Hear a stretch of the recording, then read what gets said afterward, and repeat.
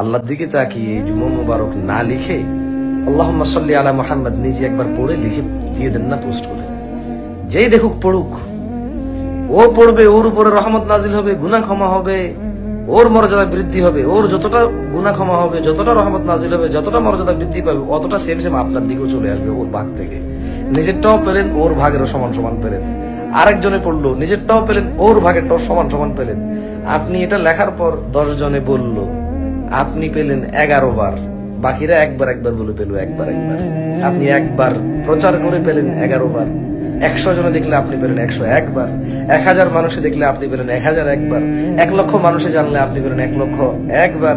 1 কোটি মানুষ জানলে আপনি পেলেন 1 কোটি 1 বার। আপনি যা শিখাবেন যাকে, সে তা আমল করলে তার নেকি থেকে কমবে না, তবে তার যে নেকি সমান সমান নেকি আপনার হবে। এই জুমা মুবারক বললে কি হবে আমার জানা নাই, সত্যি জানা নেই। কেমন?